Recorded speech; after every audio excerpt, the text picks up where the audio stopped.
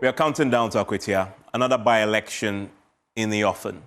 But if the Ablekuma North elections is anything to go by, then we, as a country, must begin to have a conversation about breaking the cycle of violence.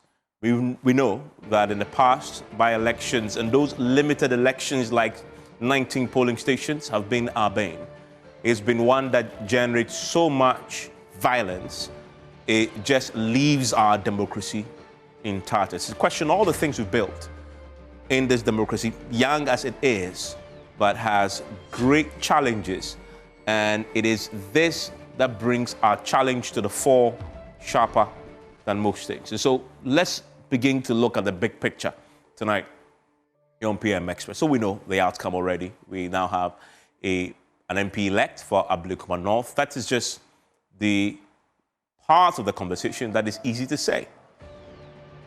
But this is the part that raises fundamental questions, that in 19 polling stations, in an election that really was not even half of the constituency, we had 4 recorded cases of assault. 2 journalists were assaulted in Ablekuma North in just 19 polling stations that were rerun. The main election itself was very violent. For which reason, the EC was unable to collate the full results. And as we know, there were additional issues that Kodeo today also talked about in a statement. Again, all goes to our fundamentals when it comes to democracy that we're running, this fourth Republican, under this fourth Republican Constitution. There was vote buying. We have one minister actually say, yeah, I mean, if we are buying votes, they should also buy votes. What's the problem? We had intimidation.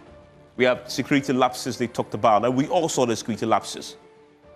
Escalating rhetoric we saw in the lead up to the Ablekuma North election. Some of the officers, as far as the police is concerned, against security failed to act as violence erupted. And one of the things that you notice as we have this conversation tonight, all these that I'm talking about are very familiar if you follow the Yawaso West Wagon by-election commission of inquiry. They catalogued all these as challenges with that election that led to the gunshots, the maiming of people.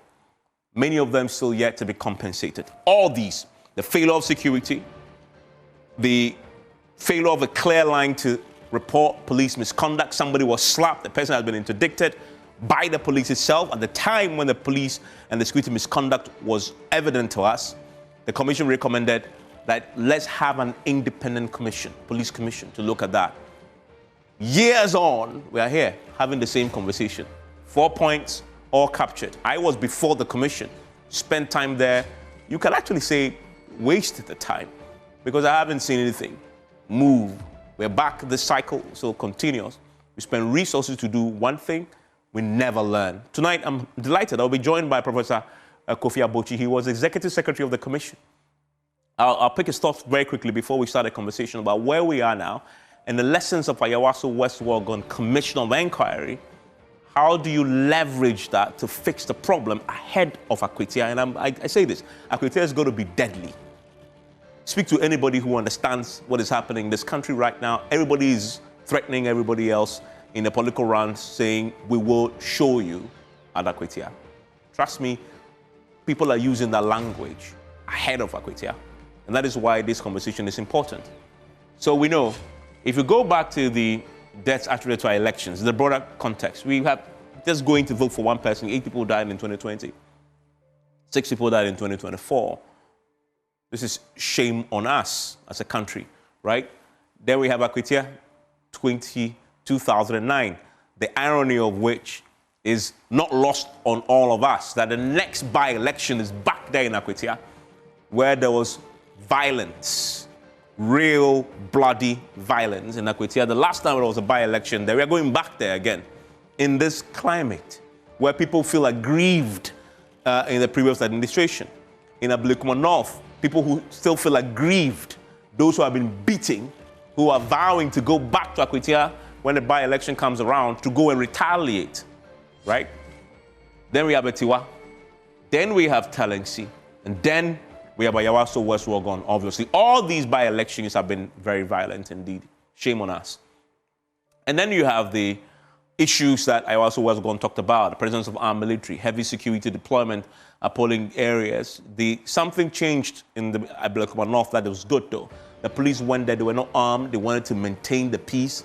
But was there peace to be maintained?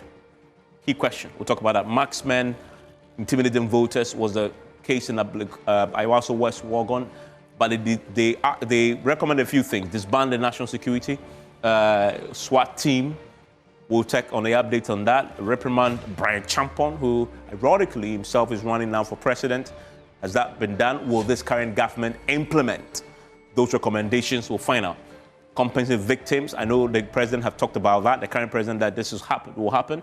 And establish a police commission of inquiry, independent one, separate from what we've already had in the system that doesn't really work. That hasn't happened. And then EC should explore having electronic voting systems that then takes the chaos away from the community polling stations where this is happening. Now, if you also look at the vigilantism question, on the back of the Ayawaso West Wogon, we know we passed a law that bans all forms of vigilante activity, but they are still alive. They are still alive. They have gone into the shadows, but doesn't mean that they aren't there. We saw some of them in Ablekuma North, very well armed, very well built, doing what they please, and both parties seem to still have them. So we haven't disbanded them as such. They are now receding into the shadows, but they are operating as we see. Today we heard from the Interior Minister. They're taking action. The IGP has briefed and sent a report on what has happened, and they have already launched a hand for those that we saw in the videos. And it's a shame that we're speaking today on the Monday. This happened on Friday. I don't have any record of anybody being arrested. Meanwhile, the videos are there for all of us to see, including the gentleman who beat our reporter. We've shared his picture. Everybody knows him and where he lives, but no arrest just yet. The police itself is crippled and can't act. So Akwatia by-election is next. We are sitting on a ticking time bomb as we await Akwatia's by-election. Tonight, let's have a conversation. How do we ensure that we go to Akwatia and have a very peaceful by-election for the first time in a long time? That's what my guests will weigh in on when we return from this break. Stay with me.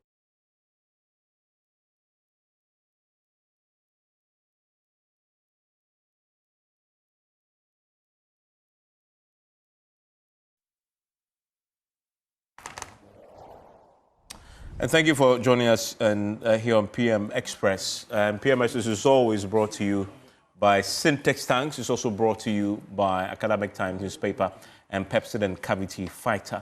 We're just coming on the back of the Ablekuma North by-elections, the 19 polling station rerun. And I'm looking forward tonight to Akwatia because we have had situations in the past where by-elections have become pretty violent. But has the Ablekuma North taught us anything about our failure to deal with this particular problem, which tends to recur? And what do we do now to ensure that the impending Akwatia by-election is not only free and fair, but it is peaceful? And my guests are joining me for a conversation tonight.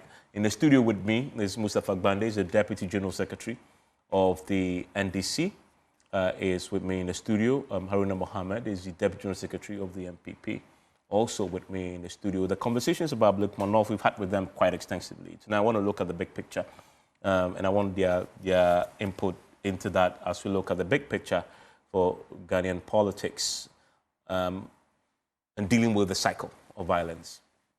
Dr. Kojo Pumpuni Asante is the Director of Advocacy and Public Engagement at the CDD. He's also with Kodeo, and they issued a statement today talking about the observations, condemning what happened, the violence. And I'm delighted to have him join us via Zoom. Professor Kofi Abochi is a Dean of the UPSA Law School. He's a secretary. He was the secretary to the Ayawaso West Wogon by-election commission.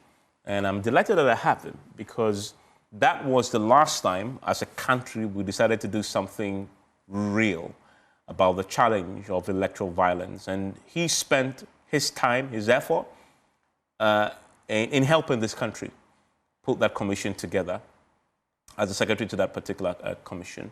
And so I'm curious to hear from him when he looks back now on the work they did, the fantastic recommendations they put forth, and the fact that post that, we're still having violence in by-elections and limited votings like 18 polling stations. Have we learned anything from the work that he led together with Emil Short and all the great statesmen and women who were part of that particular process? I was before the commission, so I also contributed. I also spent my time there helping the commission with my own thoughts on the subject. And so, Prof, I'm grateful that you join us tonight. And I want to start with you.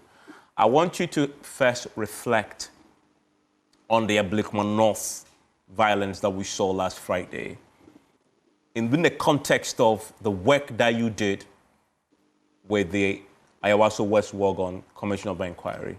What has been the reflections when you look back on what happened on Friday? Well, in retrospect, one would say that it invariably represents a sad commentary on something that otherwise shouldn't have happened if, as a country, we have followed through with our historical experiences and lessons. The Ayawaso Commission, as you mentioned in your introduction, was put together in the aftermath of the events of that constituency, and having spent public money, the expectation and hope was that we're going to put that behind us by implementing the recommendations of the Commission. Indeed, the Commission's recommendations, which are still there in matters of public record, when implemented, would solve a lot of the problems that we saw. It's important for us to remember that elections are contested exercises, and as contested as they are, if you do not establish a security system which is accepted by the parties to the election, the security system itself will become politicized or, by perception, politicized. And one needs to avoid that. And the way you do that is to implement the recommendations of the Commission, which, as you mentioned earlier, is quite far-reaching, broad-based, and reflective of the past and aspirational into the future. Unfortunately, it's still on the books.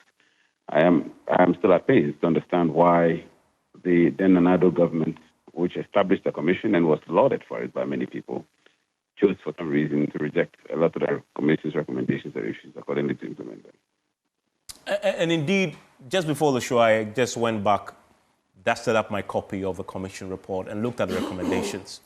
Many of the things we saw play out in the Ablekuma North are things that you had dealt with quite comprehensively in your report on the back of the Commission's work. Talking about the security, the conduct of the security, talking about the intelligence work that must go into every elections, whether it's a by-election or 19 polling stations. And you saw what was happening with the police, for example, on the ground. Kudeo had condemned the actions and criticized what they had done. And you wonder, where was the intelligence? And because again, your report clearly, in many bullet points of serious recommendations on the back of everything that Len said, told the police step by step what should happen to avert that sort of violence. It doesn't appear that any of that was even factored in the planning of this by-election and many that we had in the 2024 elections. Exactly. You captured it correctly. The report emphasized rather strenuously the importance or imperatives of intelligence in elections. Look, let's be clear. All the violence that happened at elections were pre-planned. All elections were pre-planned, very often orchestrated, designed, and implemented by persons involved. And so if we begin seeing elections as a threat to national security in themselves, the intelligence system of Ghana will have to be proactive, will have to be ahead of elections and not follow elections. If you follow the premise, given the evidence that we had at the Commission, and given the experience we had in Ghana since 1992, what happened recently shouldn't typically have happened. In other words, there should be clarity on the fact that the people involved did not just wake up and spontaneously engage in what they engaged in. These were things that were orchestrated, or persons who had decided to disrupt the process. And so, if we had proper intelligence, the expectation is that this should have been captured by intelligence. And as captured as it was, it could have been nipped in the bud or, in the minimum, anticipated and therefore warded off before they actually completed whatever it is they undertook. So it was a clear case of intelligence failure. I mean, these things just don't happen typically. People act in concert, people act together, people plan it and pre-plan it, and it was intentionally orchestrated.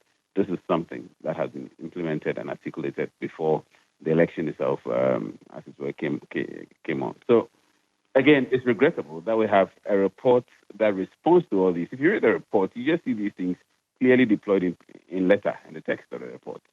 The reason we are not implementing the report for many years since it was published remains not only an enigma, but quite baffling, so to speak.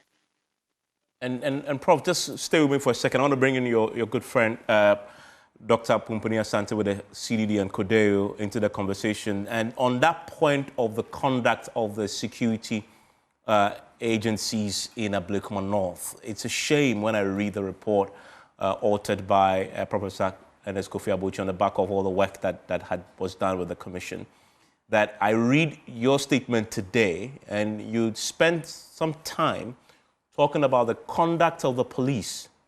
In one case, you rightly pointed out that they stood there guarding the entrance into the polling station and watched these thugs just pass them as if they didn't exist, going there to rain mayhem on individuals and that polling station.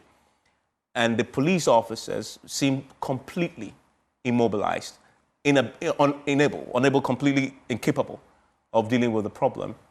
It's as if they were caught unawares. Meanwhile, that commission report was very clear what sort of preparation should go into conducting the security operations around elections.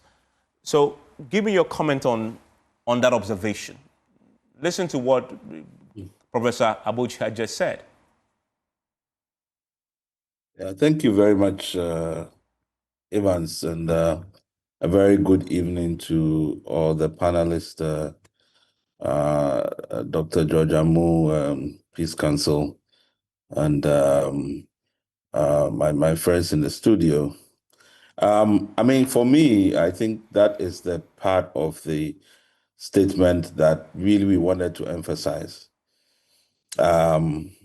We are over 30 years practicing this democracy under the Fourth Republic. And one can say this is like deja vu, maybe many times, because we have been here before. All the parties have been here before. And I'm sure if you talk to any of your panelists in the studio, they can recall their own incidents of electoral violence. So at the end, all of them have been in power, at least 3 times or more, with the promise that when they come, they would make sure that justice is served, and that we will put an end to this kind of violence that keeps reoccurring. And yet, every time that happens, we actually have even worse instances of violence, where sometimes it's state-sponsored or state-enabled. So instead of using the power of the state, using the power of the security services to solve the problem, we rather turn it as an instrument of revenge on an opponent. And what we were trying to draw attention is that there are so many ramifications for any kind of citizen who is observing this. You see, if you get, we've already always had narratives about the police, that the police are not strong, they are not able to confront these macho men and so on. And therefore, you always need the army. But what it sends, the signal it sends is that increasingly, citizens should not really fear the police. The police, authority is not one that you should respect. And that has serious security ramifications for the state. And to see this kind of behavior, we saw it in also 2024 elections, particularly in the transition, where there were many instances where the police basically, first, the objective was to de-escalate. But at some point, it got to a point where they just decided that they were not going to interfere. That makes everybody insecure in this country. So what we are saying is this, and as Professor Abuchi said, these things have been cataloged. We know the kinds of incentives that drives the police to behave in one way, trying to secure their jobs, trying to avoid transfers, trying to be victimized, because sometimes you try to step in, and even when you are hurt, you might not even get the kind of treatment that you need, as a human being to you might be maimed and nobody will care about you. So this is fundamental, because for me, there is no way MPP or NDC, whether vigilantes or whatever, can stand against the full might of the state power or the state control of violence. Nobody, if the police wants to do its work, there is no group of vigilantes that can stand against that. So if there's some problem with the police being able to do its job, we should know. Is it interference? Are they saying they can't do their job and because somebody is ordering them not to? And that's why we asked the police council that has control and direction over the police to make an inquiry. We need to it's not just finding the perpetrators. I think that's a first step, a very first important step to changing this course. But we need to get to the bottom of this, because I'm glad that you are focusing on Akwatia, but it's even beyond Akwatia. Every time people use this justification, oh, this is what they did to us, and therefore we are also going to mobilize our vigilantes, to face them. We are just creating the environment for violence that at some point, one election, we will not be able to address or come out of it peacefully. And that's what we are just saying. We are just one election away from one day not being able to resolve our differences and destabilize the state. So when these things happen, we rally. George is here, Peace Council, everybody comes together, and we say, let's cool heads prevail. But we don't resolve the structural problems that continue to, produce this kind of very toxic political culture that the parties have, enabled in the Fourth Republic. Yeah, and I'll come to Dr. George Amu, who is Executive Secretary of the National Peace Council, pretty shortly. And I have my political actors with me in the studio. So I'll come to them quite extensively on dealing with this problem. But I want to go back to Professor Kofi Abuchi. And Prof, I listened to Dr. Kojo Asante talk about the police council looking into setting up an inquiry into what happened in Ablekuma North. Then it reminds me of one recommendation you made in your report on the back of the Iwaso West Wuogon by-election chaos. You recommend that we should set up an independent police commission, quite separate from the police service itself, that can obviously oversee the actions of the security agencies and look into what happened. I must say, and I stand to be corrected, that I haven't heard any movement on that piece of intervention that you believe at the time, having had all the evidence before you, that would have dealt with this matter in a structural way. Well, as Kojo has hinted, there are incentives in having a degree of control over the police. And so it's hard sometimes to deal with these things because the incentives are powerful instruments for keeping things the way they are. The reason for that recommendation way back in 2019 or so, the reason for that recommendation way back was for us to move away from a situation in which the police are police unto themselves. In other words, when the police misbehave, quote unquote, the police will have to investigate the police. And it's counterintuitive to think about it this way.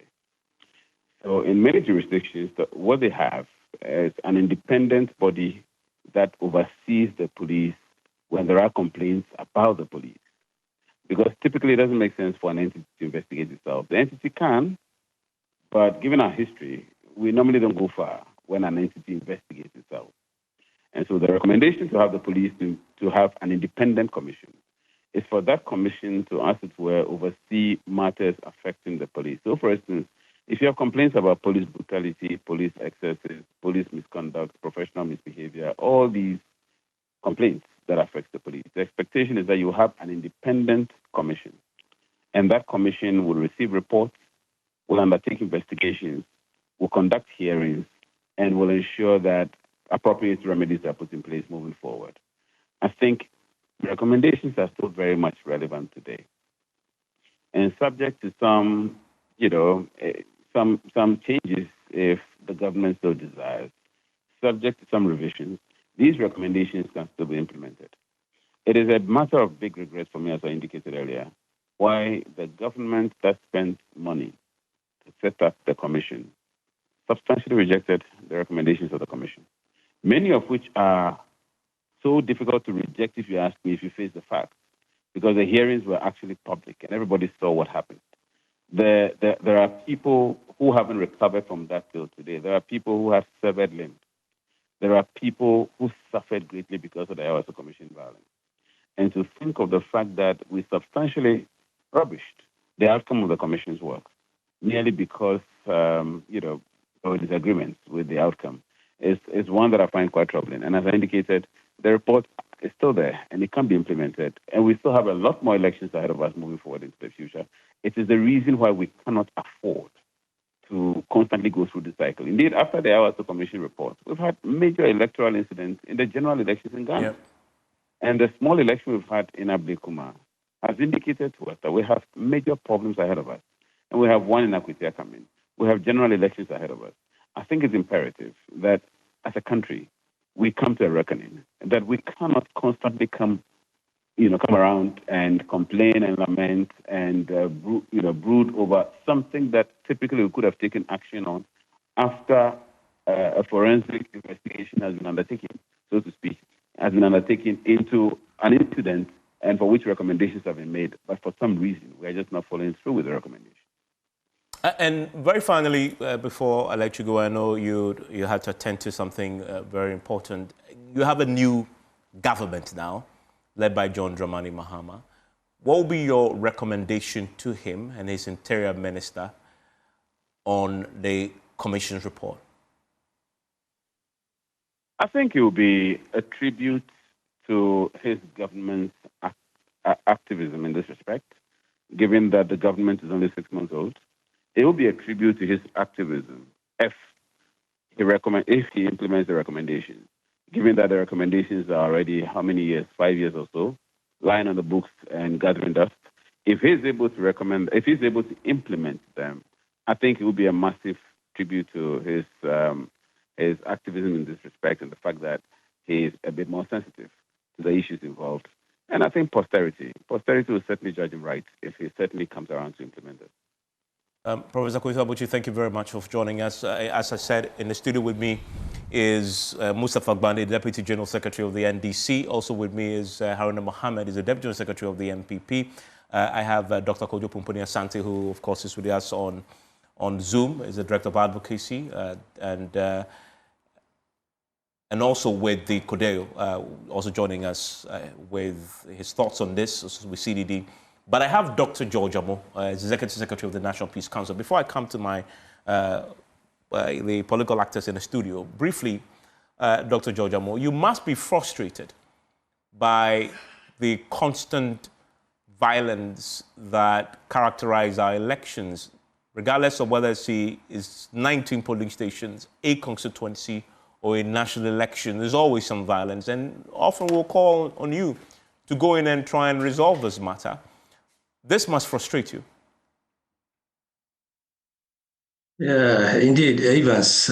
Greetings to my colleagues, Professor Abuchi and my brother, Dr. Asante, and our colleagues, Deputy General Secretaries in the studio.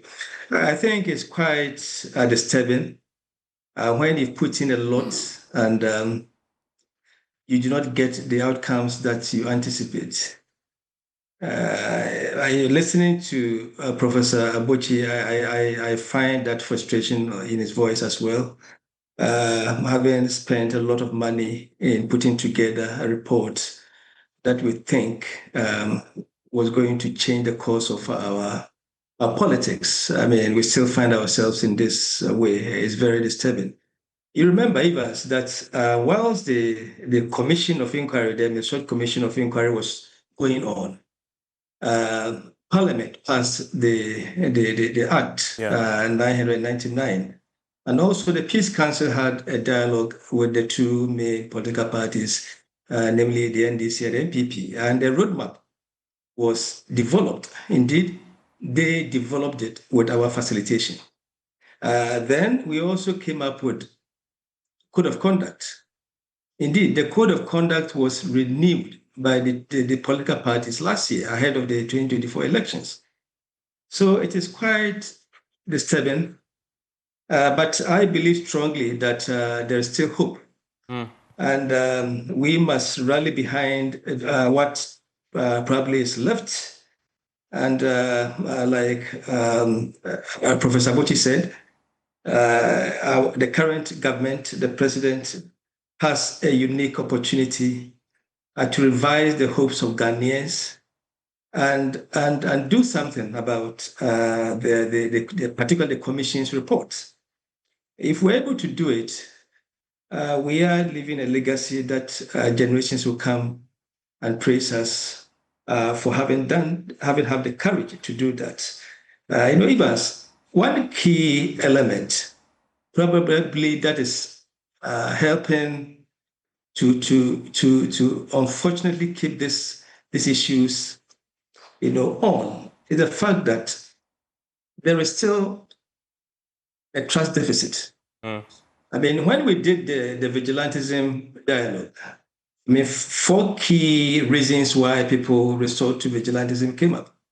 One was the fact that the parties mistrust the security agencies for providing them the security that they require in times like what happened 2 or 3 days ago. It also came up that they do not trust each other. So my colleagues are in the studio, that they themselves, when one is doing something, oh, no, I cannot trust that. So that was also one of the reasons that came up. Another driver was the youth board, which came up strongly as one key source for the vigilantism malaise.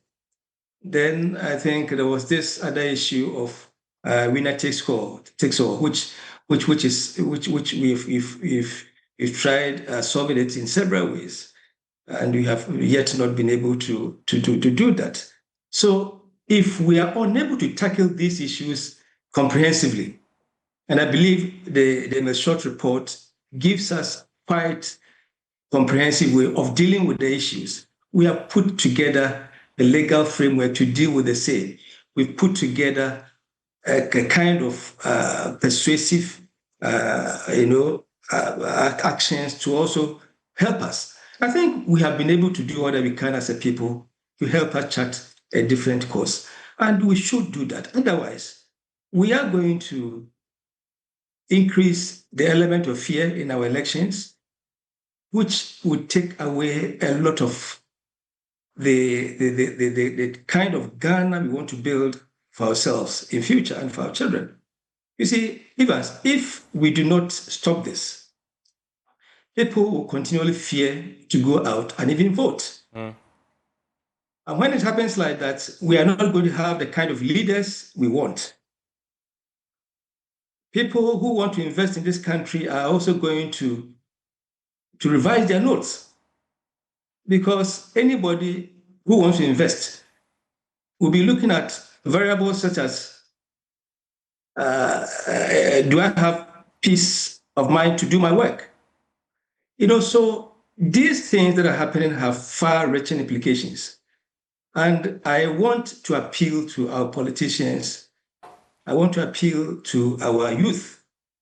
We have reasonable opportunity to change the narrative for our children. We may have done wrong things that have contributed to where we are today, but we have a chance. We have the opportunity to change the narrative, and particularly, like you said, going to Akwatia. I have, by the instructions of the chairman of the Peace Council, we've asked our regional Peace Council to begin talking to the political parties, to begin brokering the necessary, things that we have to do to ensure that we go to Akwatia and get it right. You remember, ahead of the 2024 elections, the police did very well. Yeah. We had 3 very, tough elections, closely run elections, but they were able to hold on. I remember my people were at Asen, and it was a tough election, but the police stood up to the test. I think that they can. Probably they got it not too right this time, but I'm sure they can live up to the I'll come and talk about Akwatia. I'll come and talk about Akwatia in quite some detail shortly, but I want to come to Mustafa Gbande and Haruna Mohammed. Mustafa, you've done politics for a while. You're the Deputy General Secretary, but also Deputy Director of Operations at the Jubilee House. What really is a problem? Why do we keep having...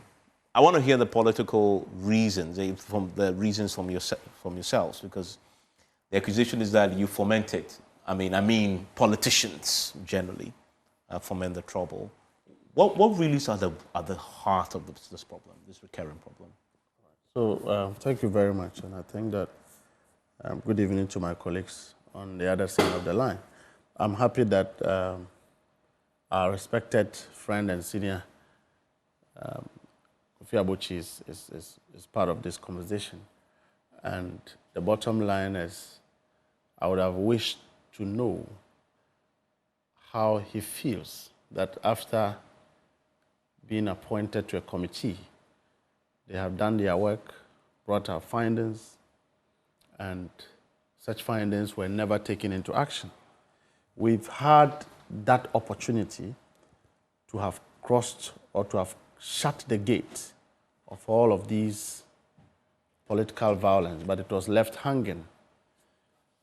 If you look at these Ablekumanov incidents, I think that after 2024 December, as leaders, we've been able to de-escalate the tension so much, so well.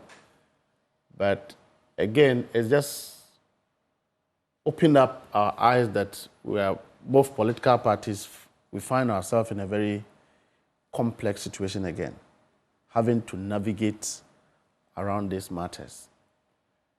But I also see issues of targeted reaction. That is why I am baffled that our colleagues from the other side truly want to believe that these are organized, actions. I see targeted reactions. What do you mean by targeted reactions? We've been in power, in opposition. The period or the advice, whoever advised the MPP to fly our own brothers, and most of these boys, these people you see, we are brothers, we know ourselves. So if you take one of them to South Africa, train him how to shoot, bring him down, take weapons of national security, hand it over to them, train them, clothe them with national security clothes, empower them to go and maltreat their own brothers. Then after that, you refuse to restitute in terms of justice for them. Then obviously, what you have created is, one, an opportunity for these people to seek justice in their own way, other than the system, which would have given them justice.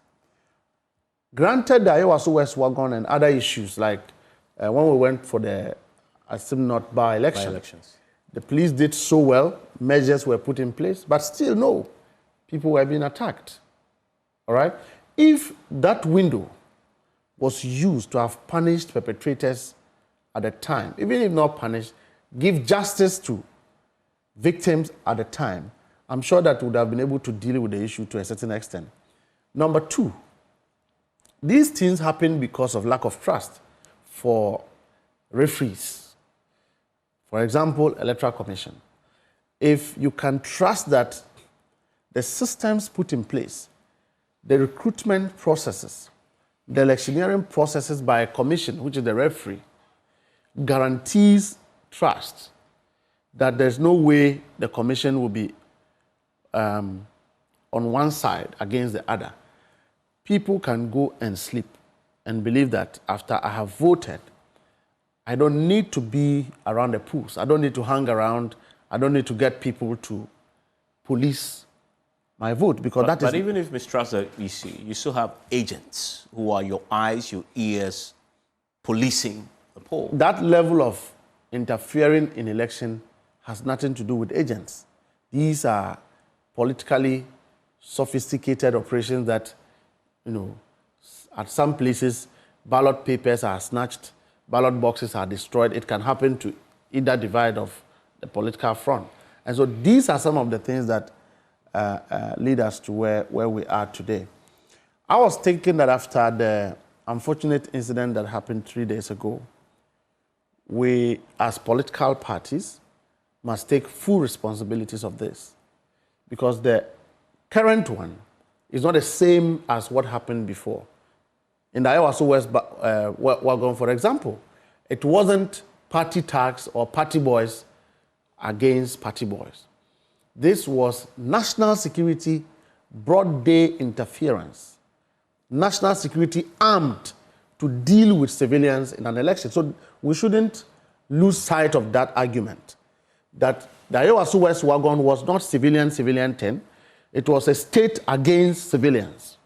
Because these guys were clothed with state uniforms, in as much as it was illegal. These guys were motivated. But also the vigilante element in that too. So it was a state. You wouldn't call it vigilante because if you read the commission's report, yes, they still took evidence on the presence of some of the vigilante elements. In MPP, and to be fair, they have actually identified what we call organized groups, and those organized groups, because they don't find authority in operations or within they don't find place within the security setup of our country, the architecture of our country, you can best label them under the Vigilante Acts as organized groups of crimes or vigilantes, because they have all sorts of names. But keeping them honest, you also had your own. We don't have any name. We don't have. Mention one. They will mention Azoka. Boys. Azoka is not an entity. Azoka is an individual. Yeah, I know, but he had his boys, and the boys were deployed. My brother Mohammed has his boys. I have boys. The minority leader of the MPP, when he's driving, there are 3 cars following him. Is he a president? He has boys around him. That is not vigilante. So clearly, Actually, that is vigilante. Well, then Apenyomarkin is in vigilante. It is for us as political leaders. I mean, but you can't say that about Apenyomarkin because I don't have. Oh, but you can say that about political office holders? No, but that is documented. The Azoka boys is part of those documented ones. Azoka is an individual. He's a citizen of this country. Azoka is not a criminal. He's not got record of crime. In the official history of documenting those that need to be disbanded at the time. Yeah. When the law was being passed, it was one of those that was explicitly prescribed. Now, if you have a group called Bulgar Bulldogs, who are bulldogs? Bulldogs, what are they? Invisible forces. What are they? I mean, in the contemporary analysis of terrorism and security, how would you name those people, those things?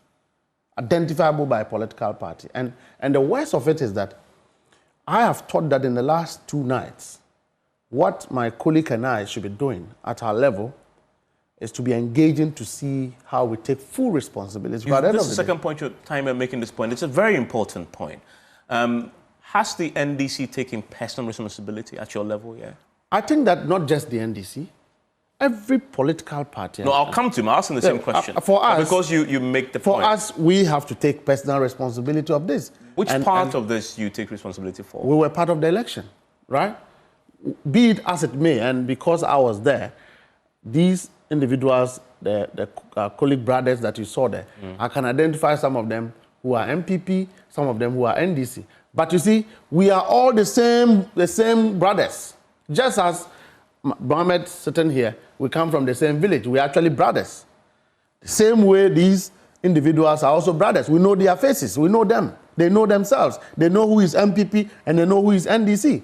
When we won election, most of the boys we see around actually came from the MPP. They are not traditional NDC boys.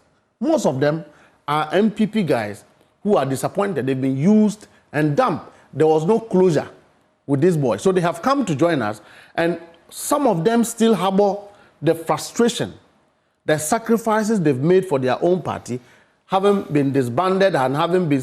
Even the day we finished election, the day you heard of the attack on the president and some few senior persons in government at the Jubilee House, these were some of the things that gave birth to it. Disappointments.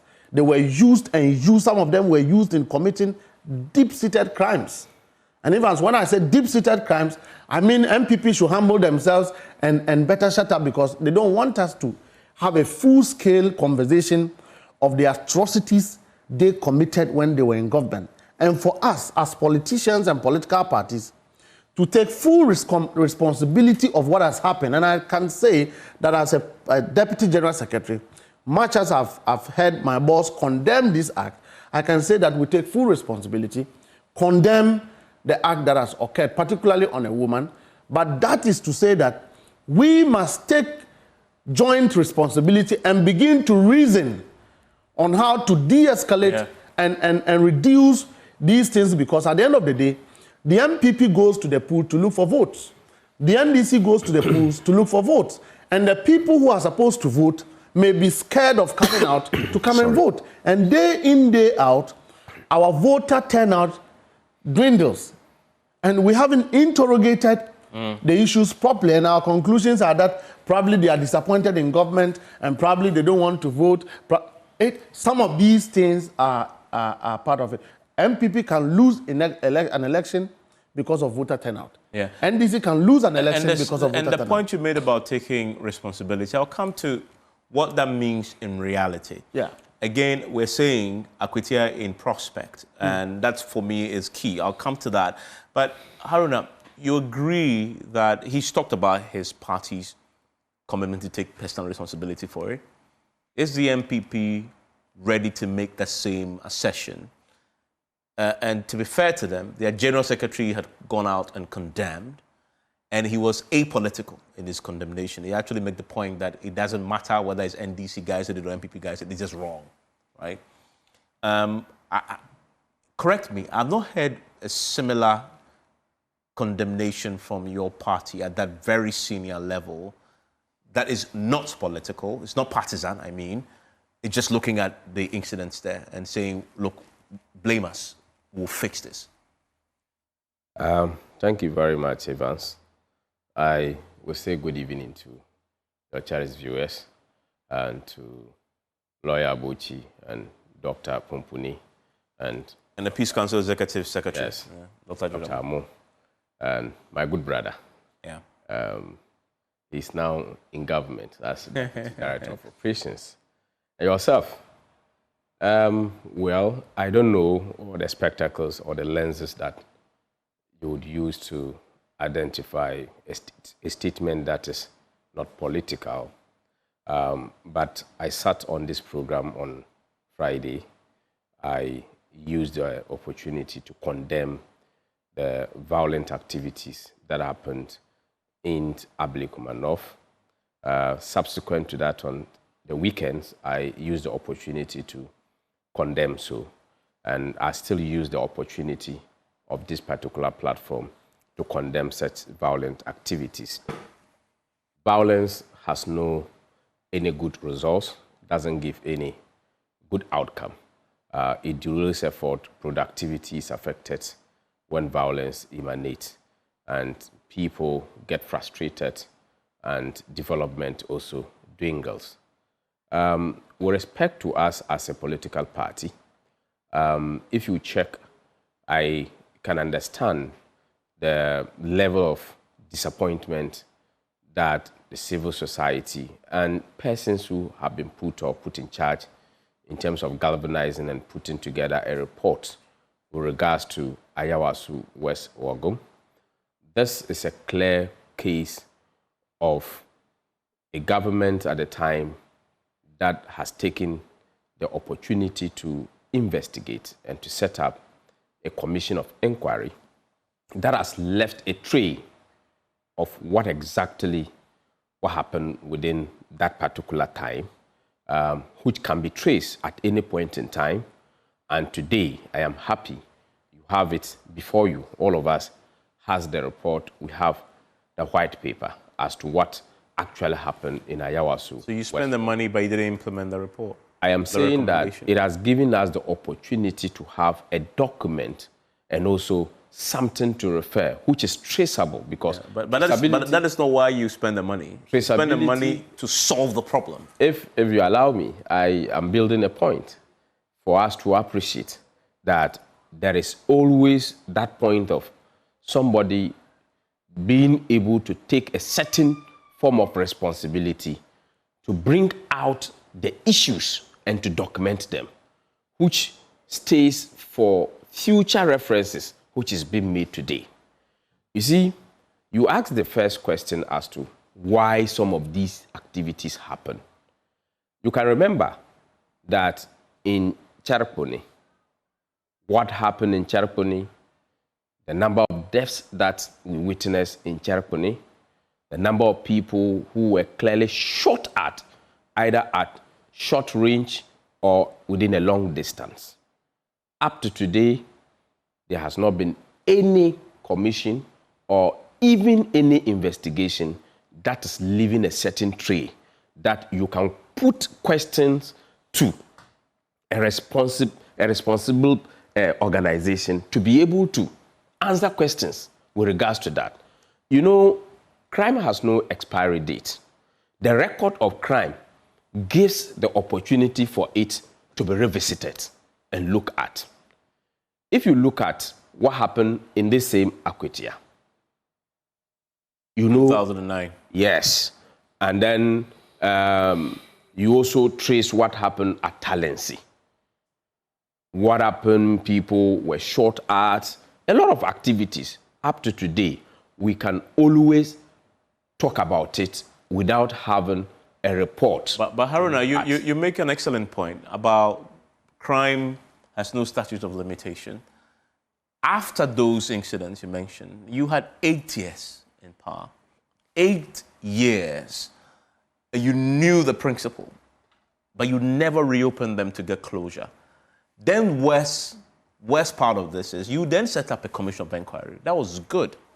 The commission of inquiry, we just had the executive secretary of the commission lament the pain he feels about the money that was spent, taxpayers' money, to set it up. He spent his time to do the work, put the report together, and he says, in his own words, it was ignored by the president who set it up. He said it is his pain today.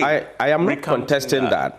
I am not contesting that. Isn't that really at the heart? It's at the heart of the problem. I am not contesting. We are discussing an issue. Yeah. And we are making references with regards to other matters that has not seen that sunshine, that you cannot put a test to some and somebody taking the responsibility to come out with such, which can always be referred to. Much as just to feel the pain of failure to act.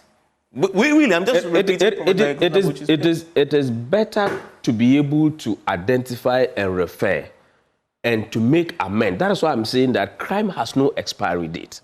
But in the circumstances that I am pointing out to you, with regards to Talensi, with regards to Akwatia, with regards to Chereponi, myself and you will be conjecturing, because there was no that power, there was no that zeal, there was no that responsibility to take up and says that, no, let's find the perpetrators, let's investigate, let's set up to be able to make sure, even even if we have not been able to do something, posterity will definitely be a judge. So I am of the view that some of these unattended activities, vigilantism act, wicked attacks, killings, and all that supports these by-election activities, which has not been investigated, leaves much for political parties to feed on. And I can say... You think fundamentally was what fueled Ablekuma North violence that we saw? They have said it. Else? They said it during their campaigns. The NDC have said it continuously, that what happened in Ayawaso West Woggle, they would get the opportunity to do it. But you had an opportunity to fix the problem after the commission, including compensation for people who were hurt. First, you mentioned that the white paper or the report talk about vigilantism. What did we do in 2019? We drafted a law against the conduct of vigilantism, right? Was it a solution to one of the issues raised in the report or not? It was. We have demonstrated that, and in that particular circumstances, the MPP took the opportunity to make sure that such activities, whoever, be it individual level or any other level, should not be tolerated. And my brother was talking about that it is only the MPP that has such groupings. And I am happy that he has made clear admissions that they are using, or they used boys they believe to be dissatisfied with us to go to Ablekuma North and cause mayhem. That these are persons that are dissatisfied with MPP and they went in there. And I sent you a video. He made it, yes. I sent you a video. I have never said so. I sent you a video. Please correct me. It's the Jubilee House. A video in the Jubilee House. Oh. When these people went and orchestrated that wicked activity, put Hawa Kumsin and Co. under that particular wicked act, attacked Chris Lloyd and Co. No, I've sent you a video. If you let your producer, they send them back to the Jubilee House. They were in uniform. Police officers. Some were not police officers. They put uniforms on them. They went back to the Jubilee House and they were celebrating and rewarded for what they did in Ablekuma North. No, you see, so I'll come to you. I know you're I will be happy. Look, I will be happy if you will play it because your producers are there. No, but you know, I can't do that because I have not authenticated that video. But let's get to the heart of something that Mustafa, I'll come to you to respond. You know, I mean, you cannot authenticate. Of course. This is a video. When people would stand somewhere and take video and send it to you, you play them. Play it for him. Yes, let's play it. We have various sides of the video. We have strict editorial guidelines on that. I can't simply do that. No, I won't. Easy. I have permitted you to play it. No, I'll take that risk.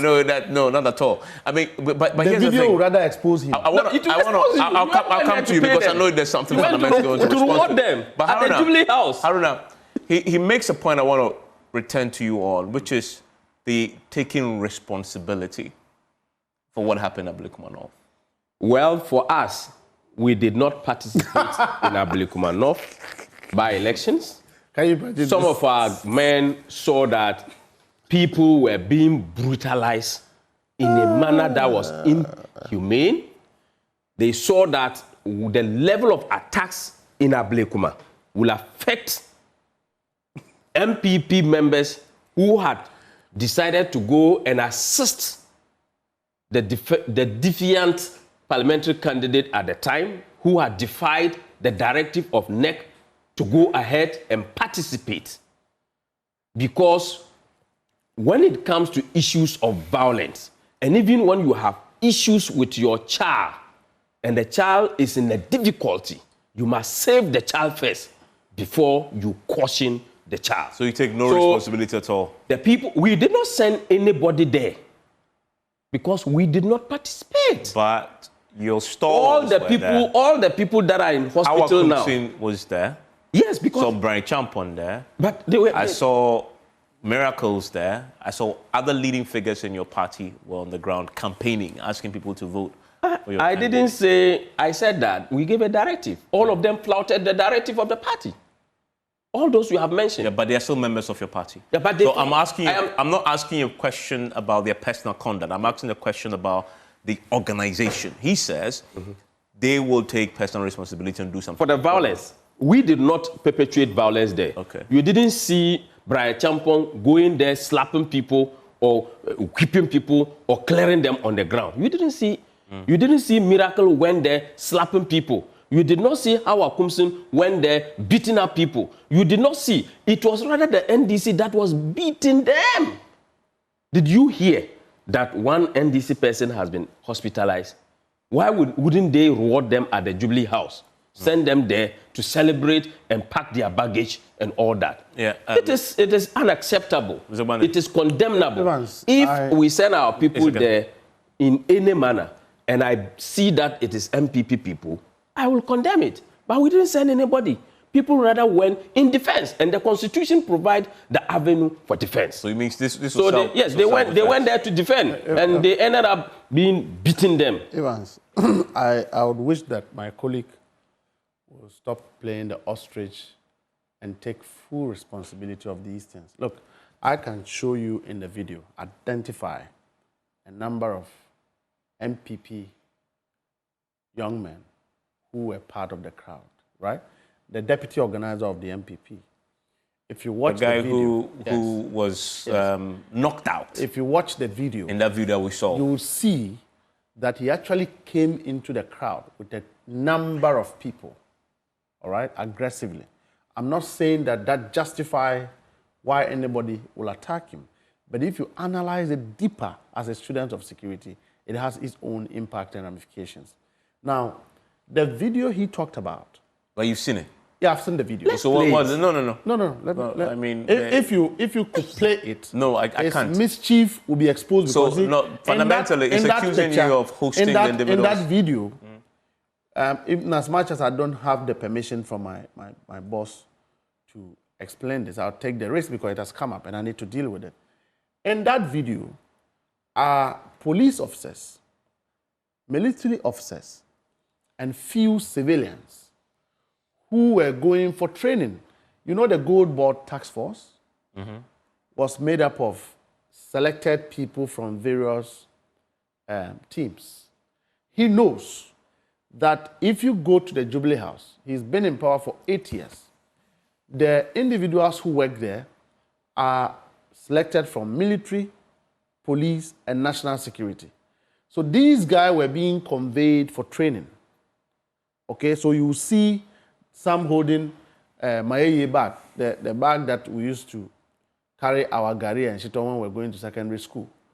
Those were their foodstuff and all sorts of things. One person would have taken a video out of ignorance and put out there. But trust me, this training took place long ago, before yesterday's You did not deploy them to Ablikmanov? No. Yesterday, the Ablikmanov election had no hand of national security involvement. 2, I work at the Jubilee House. Nobody from the Jubilee House went to that election except myself as a deputy general secretary of the party. And I am happy that I was there. Number 2, the military were not involved in this election.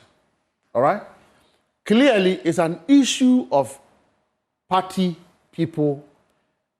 At this point in time, everybody is knee-jerk reacting to the situation because this happened on Friday. All right? Saturday, Sunday are not original working days. Monday, people are already on the neck of the police. Today, the Interior Minister, by the grace of God, have reacted to this matter and given a strict assurance. Mustafa, isn't it a shame that this is Monday, and the police have nobody in custody? How did you know? Okay, tell me. How did you know if tell me if we have anybody in custody. I don't work at the police service. I mean, I know you have. You are the deputy director of operations. No, in the mess, I'm here. You have intelligence. I'm here as a deputy General Secretary. No, but you also have intelligence. No, I'm just saying that in this case, if the NDC is being accused, then taking responsibility, they are my party people who may have committed a crime. Also because you say you know some of them. Of course, if they bring the videos, I can show you MPP people there, I can show you NDC people there. And you see, when you interrogate the issue, everybody... Would you hand them over to the police? Who hand them over to who? You identify some of the thugs. For what? So you what know have they them. done? For engaging in the violent conduct. You have about 200 people in a place. A handful go to commit a crime. I should hand over the 200 people to the police. At least those you can identify. Get the because you said so let the police, them. Let the police do their work. So they should invite him. If at any point in time, the police feel that because some of us were there, party leaders were there, so we need to answer some questions. On the back of your admission that you know some of them, would you cooperate with the police and identify some of them if they invite you? Of course. We will do that. We will cooperate. Because, you see, the Minister for Interior made a strict disclosure to all of us. He says, look, this is condemnable. Those who are responsible will be brought to book to be treated as a crime. That is it.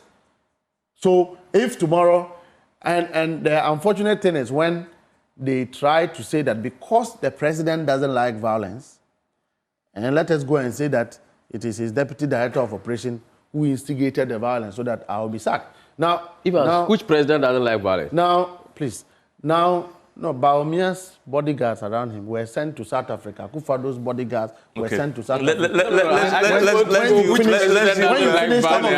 Some of them were neutralized. So, I beg you, let's not get into that conversation. Let's deal with the big issues. Let's take responsibility and speak to the conscience of Ghanaians. Let's begin to redefine our political values. Gentlemen, I'll come back to you on what do we do to avert violence in Akwatia. I'll come to that because that for me is key. This is second.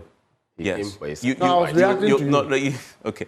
Well, you have something substantive to say before I go on the line? Yes, stay with me. I have. Yes. Let me hear. No problem. Let me hear it. He's saying that the president, because he's not violent. I was just asking, which president? Is it a sitting president or a former president? He's talking about John Mahama. Oh, John Mahama, clear. This is what I want to know. You've heard him said that when it comes to violence, nobody defeats them in violence. He said that where? You didn't hear it. He's on the show? I'm asking. No, I mean, I haven't heard John it on Mahama said so. His Excellency, the President, then candidate Mahama, said that when it comes to violence, nobody defeats them in violence. I hope you heard it. He's saying that because the President doesn't like violence. Wow. Mustafa, you have to apologize to His Excellency. Because for him, he knows that the NDC is born out of violence. When they are executing their violent activities, nobody, not even the United States or the UN, can defeat them when it comes to violent activities. And everybody saw it. It manifested in Ablekumanov. It manifested. Our fear is what will happen in Akwatia. Hold on, because that for me is the key thing. Let me bring it. He has just confessed that he knows the right. I'll come to you. Let me bring in Dr. Kojo Pumpuni. Dr. Asante, we are talking about an incident that happened on Friday. Today is Monday, 10:18 p.m. I haven't heard the police say to us that they have anybody in custody. Meanwhile, the videos are there in abundance. We have it. It was live. We saw it. It's speculated widely. Some of them had thousands of views. I noticed that you also picked up on that in your statement. What should the police be saying to us by way of accountability days after this? Yeah, thank you, Evans. And I mean, in a way, I have to say that I've been listening to my friends in the studio, and I feel a bit disappointed, really. Because, sometimes I think, of course, we are not, we've not been in parties and have to deal with some of these issues. So I know that there are challenges. But, I watched, I followed proceedings during that day. In the morning, one of the things I picked up, which really put everything for me in perspective. I saw a lot of young children in that Odoko area going to school. Right? You could see that people, this was a place where people were going about their duties and so on and so forth. So can you imagine, when this thing started, late morning and even later on, if you live in any of those areas, just the insecurity that you felt. So when people we are talking about these things, I think we have to have a bigger perspective. Because I asked, Mustafa and Haruna, they will probably be involved in politics, for years to come. Do you have to walk around in every election contest, even outside of election contests, surrounded by people either to protect you or because, you feel a certain level of insecurity and so and every time this happens, everybody that's going into politics, even if you don't want to do it, you're advised that you have to find a way to protect yourself. So it just keeps adding and adding. And I'm really appealing to them that since they are younger, that it is really in their hands to help address this. But for me, I come back to the police. Let's say that the politicians won't change. As long as the police are going to do law enforcement, that does not decide which color they should allow in or which color they should enforce the laws against. That is the only thing that is going to address the issues of mistrust, the issues of injustice, and so on and so forth. And that is what I want to see going forward. If the perpetrators are not brought to justice, then all what we are saying is just talk. And Doc, what do we do? What do we do ahead of Akwatia? And for me, that is a key point. What do we do specifically? So what I'm saying, Evans, is that the first step is to change the narrative that somehow when a party is in government, supporters can go under the cover of that party and basically cause mayhem, and they will not be held accountable. If supporters of NDC know that even under their government, they'll be held accountable, the NDC will behave, the MPP will behave, and that law enforcement would apply the laws regardless. And we as citizens will see that there is actually rule of law under an NDC government. That is when we begin to change the narrative. And then going forward into a place like Akwatia, as I've said, if the police instructions are clear that under your mandate under the Constitution, you are supposed to apply the law regardless of person, party, level, hierarchy, whatever, then we will not have the violence, because I am saying that there is nobody that can withstand the full force of the state's control of violence. So if they decide, like in Asin or in places where we have seen where the police have held their stance, there's no way that you can go and organize vigilantes and come and say you are coming to confront the police. So it is really in the police's hands. And if they are having a challenge with that, then they should let us know. Yeah, because should we be considering? Should they be ahead of Akwatia? Should they be considering? I know they are allowed to ask for help from the military, for example. Should that be part of our planning going to Akwatia? The defense minister made the point about making sure that the police play their role, and the police have tactical teams, they have SWAT, they have all kinds of units that can apply force. If they need the army for any kind of external patrolling or whatever, that is all fine. That can be brought in. But the issue for me is that they would apply the law consistently. Yeah.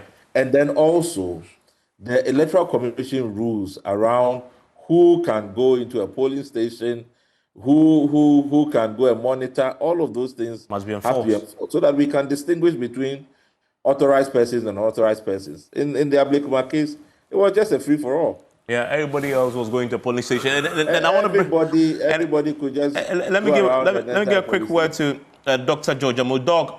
What is the Peace Council doing ahead of Akwatia? Hello, Dr. Amo. Okay, if you can unmute for me. Okay. Yes. Well, what is the Peace Council doing? Yeah, I can hear. What is the Peace Council doing ahead of Akwatia? Yes, so we've started our engagement processes. I think that is what we are mandated to do to prepare the minds and the hearts of our people, the electors, for a peaceful election. So I have spoken with my regional secretary in the Eastern region, and they are going to start that. We also want to know who are going to contest on a ticket of both the NDC and MPP and any other party who will be involved, so that we can target them and try to prepare them for peaceful elections. But you see, going forward, I want to make some propositions. Yeah. I think we have to revisit the issue of digitalizing our electoral systems. And by the way, that was one of the recommendations from the commission also. That was one of the recommendations. Excellent. So I think we have to start very early because we don't have the pleasure of time. We have less than 3 years to get any reforms effectively done before the next elections. Then I think going to Akwatia, our police might be well psyched. Sometimes you see our police and you feel that they do not have that confidence that strong confidence to prosecute the work they do. I think I would encourage the IG to psych the men before they go to the field to do the work, particularly during election times.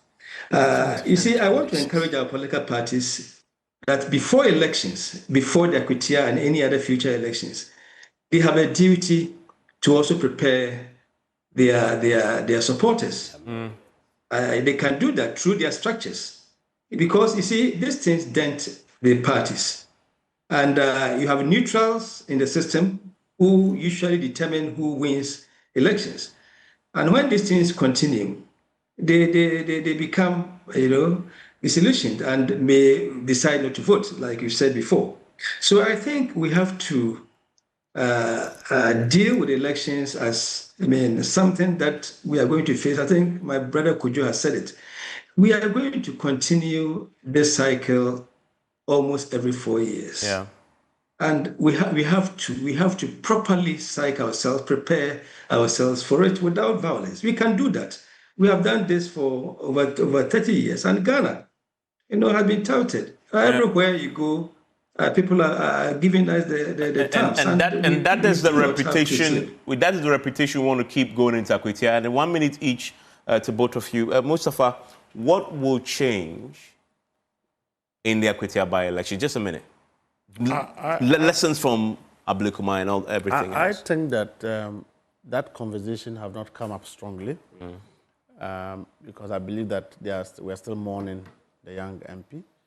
The national chairman, general secretary, and the leader of the party will have the opportunity to decide if we're having to go for that by-election or not. But certainly, the people of Akwatia have remained isolated from all of these incidents, right? Whether it happened in some years back or not. They are in their peaceful communities. Political parties who will go there to solicit votes will not be going there with a mindset of going to perpetuate violence, all right? And so we, in the NDC, we will go there with a sole intention of engineering and exploring all measures legally acceptable to be able to win an election. Our focus is to win that seat if we have to participate. The disappointment is my friends who haven't taken responsibility of what has happened, but again, are threatening all over the place. And you have seen videos of even their own people, their own boys, threatening to deal with their leadership in Akwatia. So really, MPP would have to come clear on their position going into Akwatia by-election. What will change in ahead of Akwatia? There is no any video of our boys threatening to. Maybe he's just reporting to us that the NDC is planning well enough to do what they did in Ablekuma. No. But what I will tell him is that we have the right to defense in the Constitution of the Republic of Ghana. Now we are mourning our good brother. We have not buried. We still have in touch with the family. We will not concern ourselves so much on elections. There has not been any official communication to Parliament, and there has not also been any official communication by... When it comes around... When it comes around, we'll take a decision on that. Okay. But I want to assure you that the MPP is a law-abiding party, and we will not throw our members to the dogs. We won't throw them under the bus, because the Constitution gives us the opportunity to defend. Okay. If people are not controlled and they want to visit mayhem, you have the right to. Aruna, thank you very much. Mustafa, I'm grateful. And thanks to Prof. Dr. Kojo Asante and Dr. Amo. And they say they've already begun the talks in Akwatia ahead of that by-election. Enjoy the rest of the evening.